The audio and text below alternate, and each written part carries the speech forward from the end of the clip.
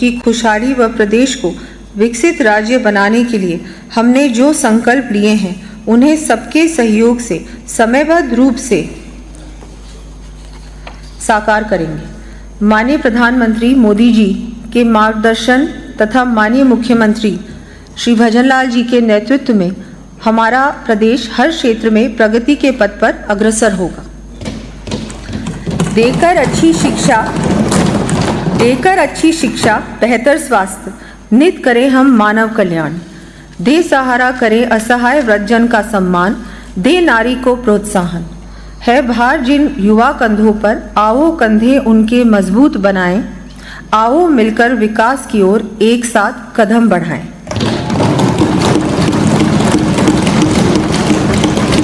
धरती ओढ़े चुनरी हरी, साफ स्वच्छ रहे पर्यावरण, रोशन कर घरों को उनके, करे हर पल तिमर का हरण। प्यास बुझे ढाणी ढाणी, मगरे मगरे पहुँचे पानी, विकसित हो उद्योग, मिले सबको रोजगार, है मिलकर हमने ठानी। मंद हो गई जो प्रगति, आओ फिर उसको गतिमान बनाएं, आओ मिलकर विकास की ओर एक साथ कदम बढ़ाएं। चलो मिलकर हम सब विकसित राजस्थान बनाएं।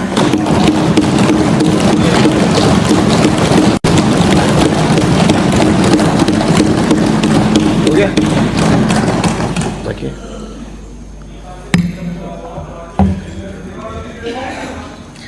कर प्रस्ताव। माननीय अध्यक्ष महोदय, आपकी अनुमति से मैं अब कर प्रस्ताव सदन के समक्ष प्रस्तुत कर रही हूँ। यद्यपि करों से प्राप्त राजस्व की प्रदेश के विकास के साथ साथ जन कल्याण की योजनाओं के संचालन के लिए महत्वपूर्ण भूमिका है, तथापि सरकार का यह भी दायित्व है कि वह आमजन तथा उद्योग व्यापार को करों के अत्यधिक बोझ एवं महंगाई के भार से बचाए। ये अवधारणा हमारे देश में प्राचीन काल से ही चली आ रही है। हमारी संस्कृति एवं पुरातन ग्रंथों में कहा गया है कि यथा फलेन युज्येत राजा कर्ता च कर्मणाम, तथा अवेक्ष नृपो राष्ट्र कल्पयेत सततम कराण। अर्थात राजा को ये विचार करके ही कर का निर्धारण करना चाहिए कि एकत्र राजस्व उतना ही हो जितने से राज्य का कार्य व जन कल्याण सुनिश्चित हो सके, तथा साथ में ही लोगों व्यवसायियों को भी अपने कार्य का फल पाने के लिए पर्याप्त शेष रहे। यही भावना वृक्ष का दृष्टांत देते हुए कौटिल्य के अर्थशास्त्र के भाग 5 अध्याय 2 श्लोक 70 में भी विद्यमान है। इन ग्रंथों में दिए गए कर निर्धारण के आधार को कालांतर में आधुनिक इकोनॉमिक्स के लैफर कर्व एनालिसिस के समतुल्य देखा जा सकता है। हमारी सरकार द्वारा इसी भावना के अनुरूप आमजन को राहत देने के लिए प्रदेश की जनता को दी गई प्रधानमंत्री जी की गारंटी को पूरा करते हुए 15 मार्च 2024 से पेट्रोल एवं डीजल की वैट दर में 2% की कमी की गई। साथ ही माननीय मुख्यमंत्री श्री भजनलाल जी के विशेष प्रयासों से केंद्र सरकार का सहयोग प्राप्त करते हुए पेट्रोल डीजल के फ्रेट को रैशनलाइज कर पेट्रोल की कीमत में अधिकतम 7 रुपये 18 पैसे प्रति लीटर तथा डीजल में अधिकतम 6 रुपये 60 पैसे प्रति लीटर की कमी की गई।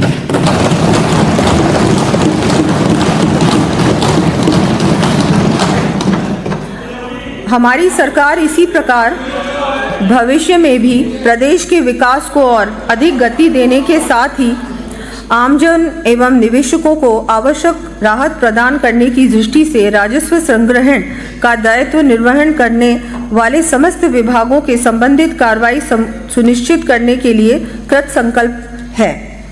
पंजीयन एवं मुद्रांक विभाग विविध विलेखों पर स्टैम्प ड्यूटी की देयता के संबंध में प्रचलित वर्तमान श्रेणियों को कम करने के साथ ही दरों का रैशनलाइजेशन किया जा रहा है। इसके अंतर्गत निम्न विलेखों पर भी स्टैम्प ड्यूटी माफ करने की घोषणा करती हूँ। कृषि एवं आवासीय विद्युत कनेक्शन के लिए डिस्कॉम के साथ निष्पादित दिए जाने वाले एग्रीमेंट, युवाओं द्वारा अप्रेंटिसशिप संबंधी दस्तावेज, किसानों द्वारा अपनी फसल पर किए जाने वाले बंध पत्र मॉर्गेज, शिपिंग से संबंधित विविध विलेख। वर्तमान में माता पिता द्वारा पुत्र और पुत्री के पक्ष में निष्पादित सेटलमेंट डीड पर स्टैम्प ड्यूटी एवं पंजीयन शुल्क पर देय पूर्ण छूट को मैं पत्नी, पुत्र, वधू, पोता, पोती एवं दोहिता, दोहिती के पक्ष में निष्पादित सेटलमेंट डीड पर भी दिए जाने की घोषणा करती हूँ।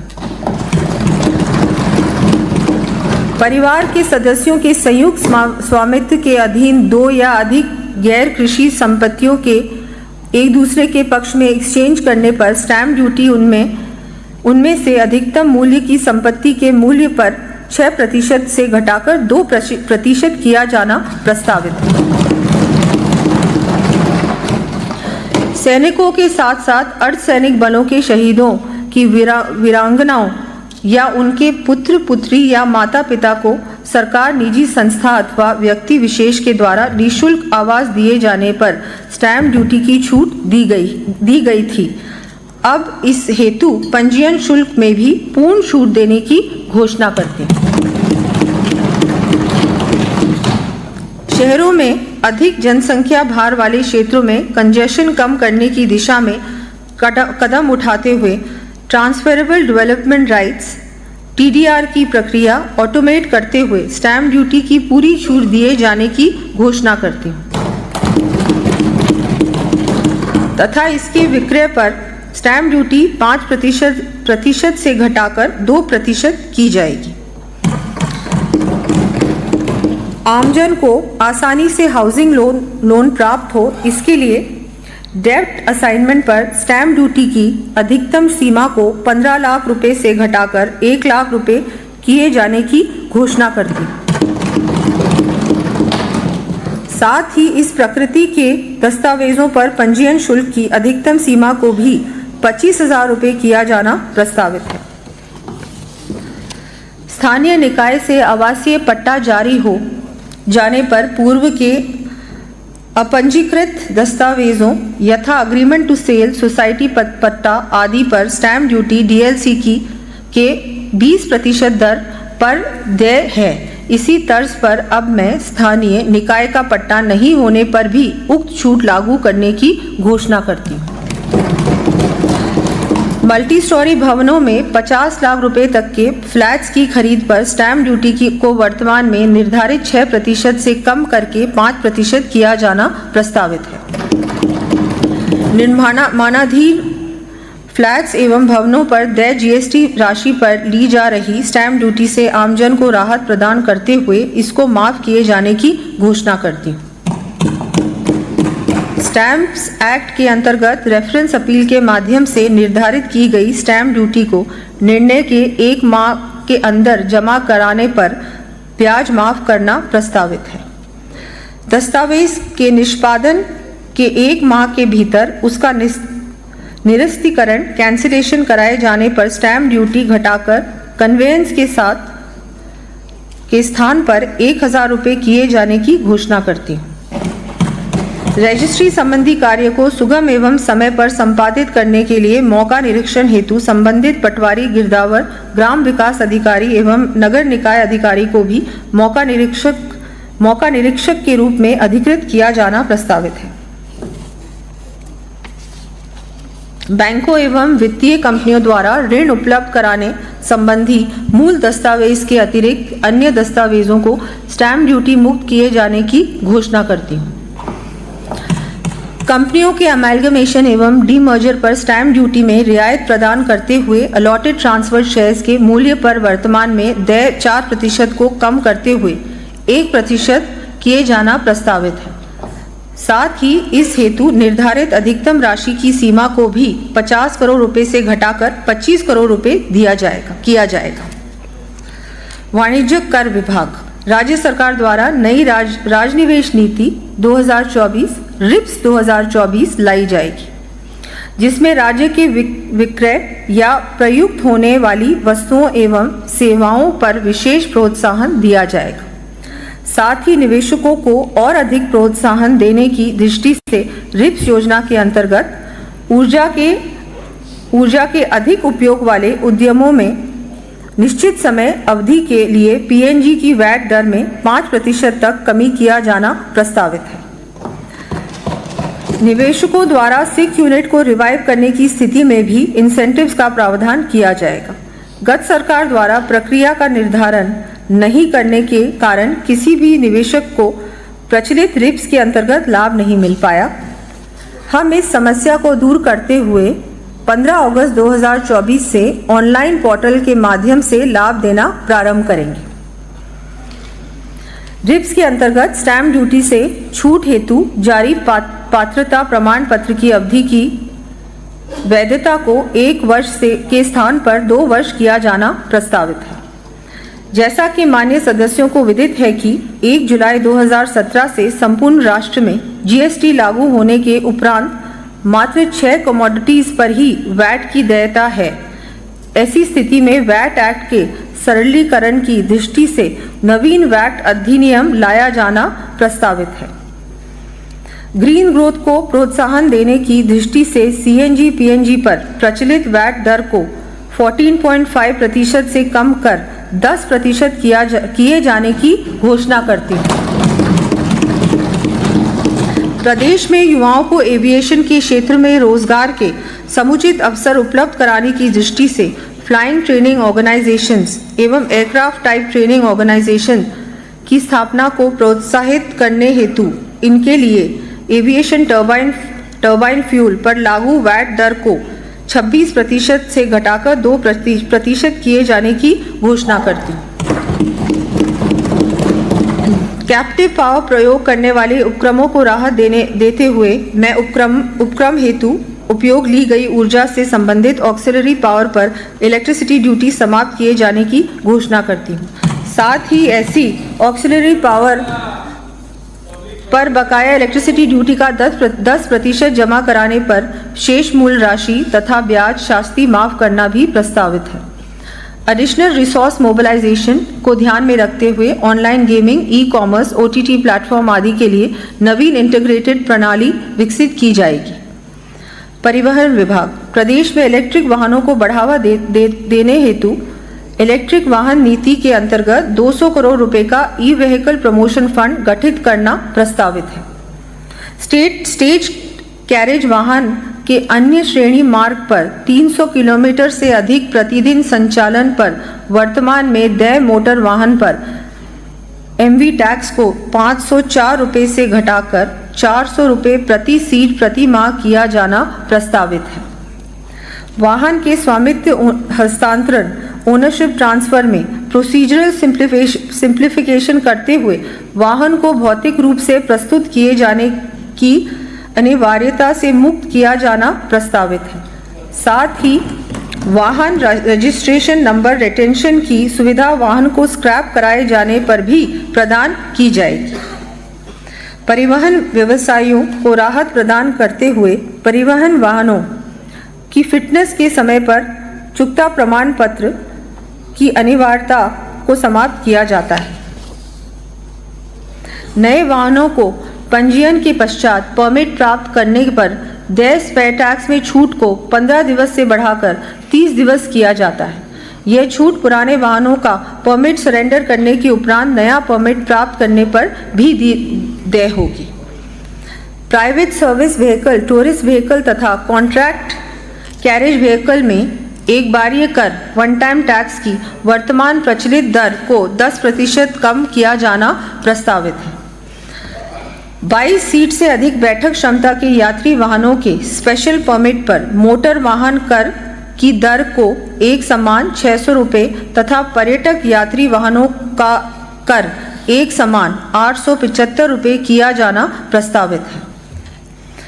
आबकारी विभाग वर्ष 1950 से प्रचलित राजस्थान आबकारी अधिनियम के वर्तमान समय में इररेलेवेंट होने के कारण राजस्व संग्रहण में एफिशिएंसी लाने तथा अवैध मदिरा पर अंकुश लगाने की दृष्टि से नया आबकारी कानून लाया जाना प्रस्तावित है। खान एवं पेट्रोलियम विभाग वर्ष 2015 से खनन कानूनों में आमूलचूल परिवर्तन होने के उपरांत राज्य में वर्तमान में प्रचलित खनिज नीति 215 ऑब्सलीट हो गई है, अतः नवीन खनिज नीति 2024 लाई जानी प्रस्तावित है। बलुआ पत्थर, चेजा पत्थर आदि खनिजों के संबंध में स्थानीय निवासियों को प्रोत्साहन देने के लिए 1 हेक्टेयर से छोटे क्षेत्रों की नीलामी में सिक्योरिटी राशि 10 लाख रुपए से घटाकर 2 लाख रुपए की जाएगी।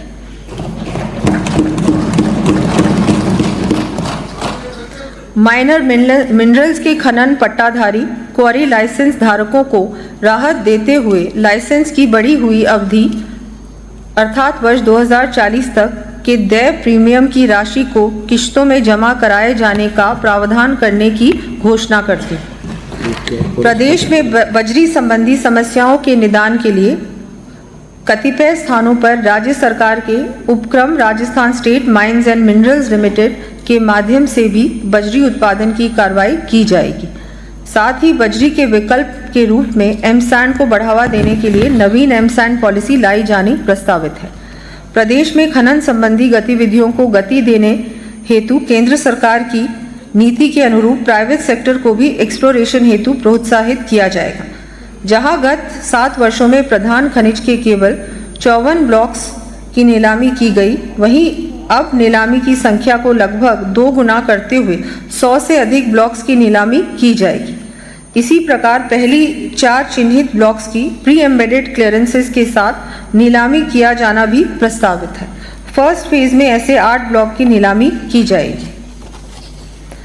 खनिजों के क्षेत्र में रिसर्च एंड डेवलपमेंट की दृष्टि से बीकानेर में सिरेमिक्स तथा उदयपुर में रेयर अर्थ एलिमेंट्स के लिए सेंटर्स ऑफ एक्सीलेंस की स्थापना की घोषणा करती। इन पर 10 करोड़ रुपए का व्यय प्रस्तावित है। अप्रधान खनिजों के उत्पादन एवं निर्गमन में वॉल्यूमेट्रिक असेसमेंट पद्धति चरणबद्ध रूप से लागू की जाएगी। इस हेतु लीज क्षेत्र की विसंगतियों के संबंध में खनन क्षेत्र का समुचित निर्धारण करने हेतु स्पष्ट मानक पद्धति लागू की जाएगी। साथ ही इस क्रम में एकमुश्त समाधान योजना लाई जाकर देय ब्याज व शास्ति की छूट दी जानी प्रस्तावित है।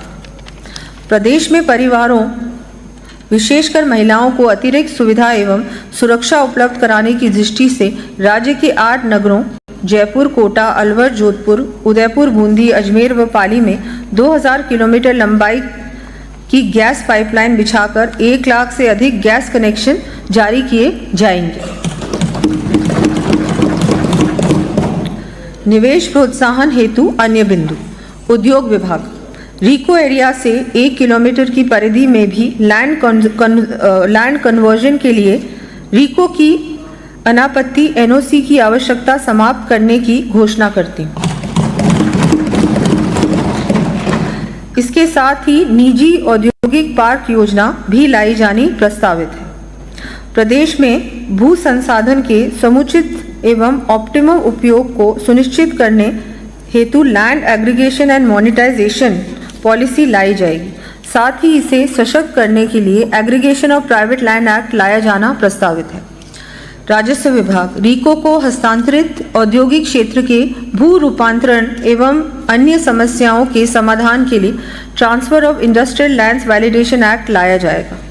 पर्यटन एवं एग्रो प्रोसेसिंग जैसे प्रोजेक्ट्स जिनके लिए कृषि भूमि का कन्वर्जन आवश्यक नहीं है, उनके लिए निःशुल्क ऑनलाइन डीम्ड कन्वर्जन ऑर्डर उपलब्ध कराने की व्यवस्था की जाएगी, जिससे निवेशकों को अपने प्रोजेक्ट्स के लिए ऋण लेने में समस्या का सामना नहीं करना पड़े।